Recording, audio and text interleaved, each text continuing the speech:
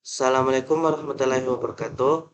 Perkenalkan, saya Ahmad Radif Pridawi, NIM 210.209.501.054 dari kelas P3A 21 akan menjelaskan perancangan alat pendeteksi barang hilang menggunakan GPS dan alert system terintegrasi smartphone.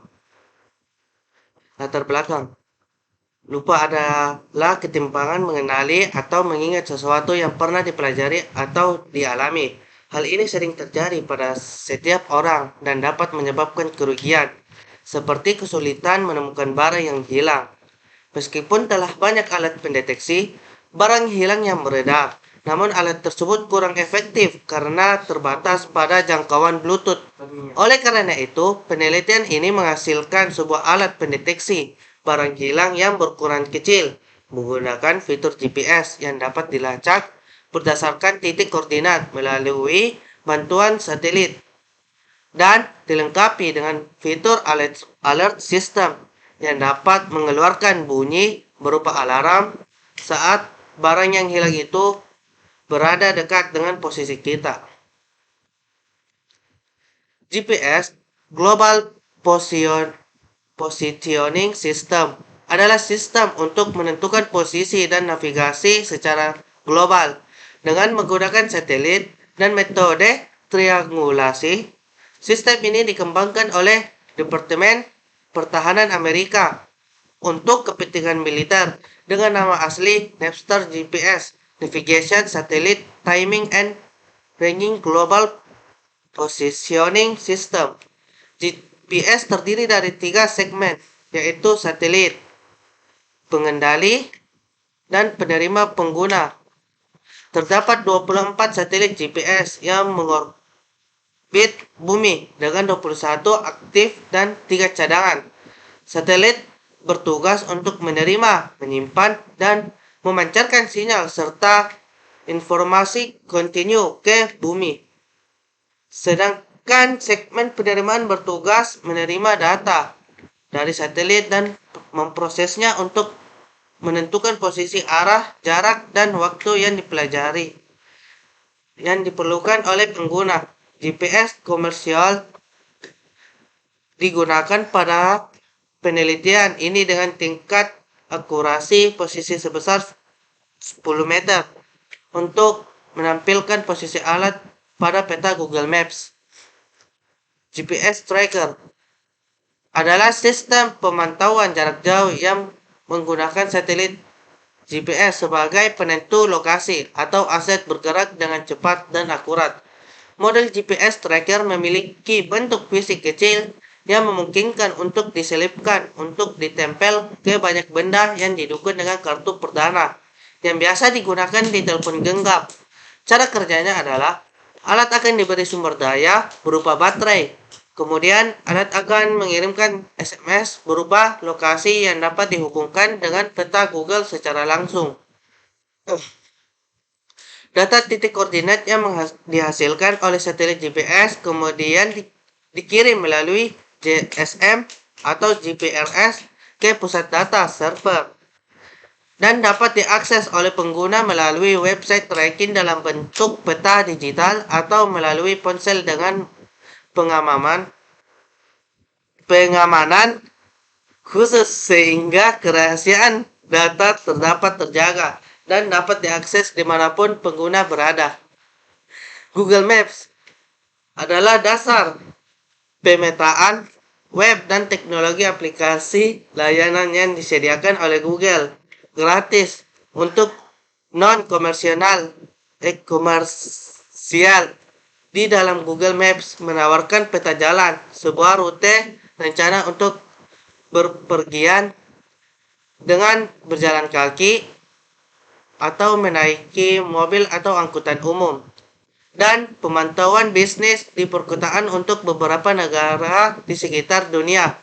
Menurut salah satu pencipta, yaitu Lars Rasmussen, Google Maps adalah suatu cara untuk mengorganisasikan informasi di dunia secara geografis.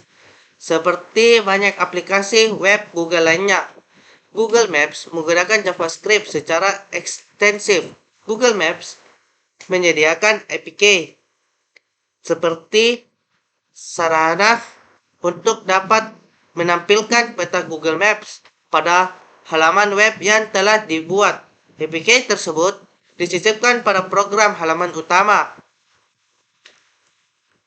Microcontroller adalah sebuah sistem mikroprosesor yang dikemas dalam sebuah IC integrated circuit yang dapat menerima sinyal input, mengelolanya, dan memberikan sinyal output sesuai dengan program yang diisikan ke dalamnya. Di dalamnya sudah terdapat CPU, RAM, I/O, clock, dan peralatan internal lainnya yang sudah saling terhubung dan terorganisasi teramati dengan baik oleh pabrik pembuatan mikrokontroler. Mikrokontroler digunakan untuk fungsi dan tugas yang khusus, yaitu mengatur sistem secara sederhana. Mikrokontroler dapat diibaratkan sebagai otak dari suatu perangkat atau produk. Arduino Programming. Malik Mehmet dalam Sumarno, sebuah mikrokontroler tidak akan bekerja bila tidak diberikan program.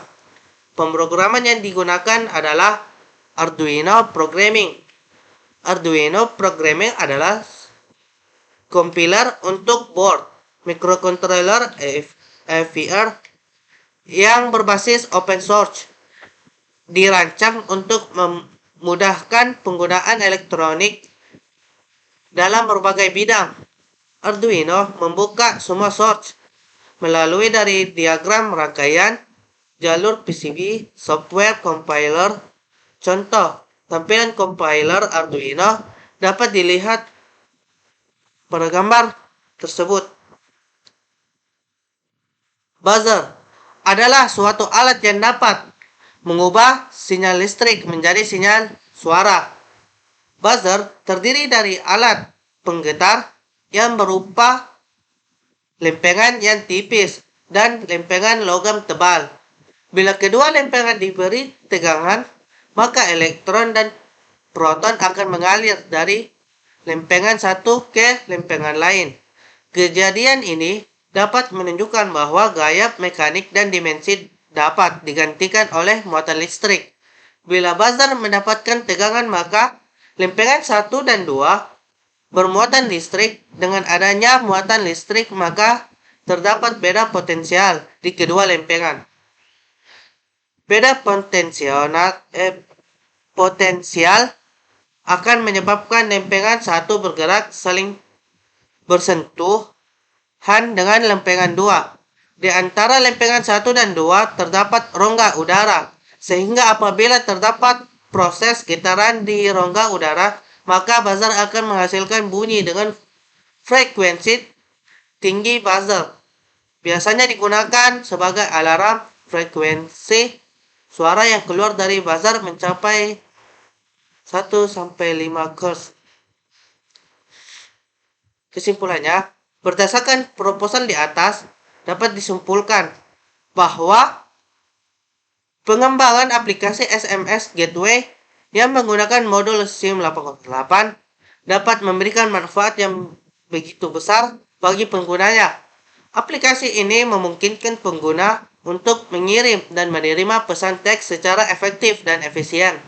Selain itu, integrasi dengan teknologi GPS dapat meningkatkan fungsionalitas aplikasi ini.